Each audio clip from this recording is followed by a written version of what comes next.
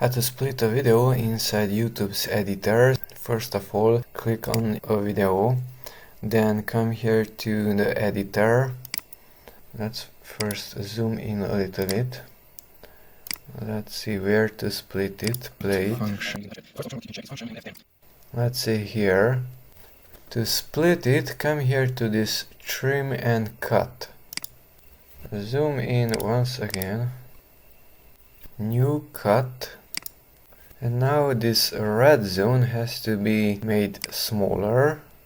Let's see here. So this red zone will be cut out. The video will play here and then it will jump from here to there and it will play forward. So accept that cut. It's not cutting it out, but if I go there and play it, check is function and F10.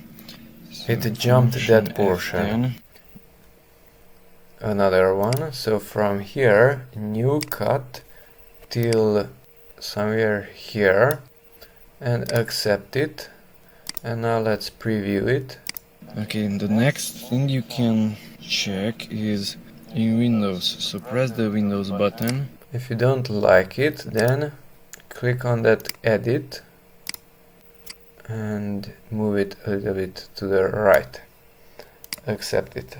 And if you like the changes, just click on the save button and save.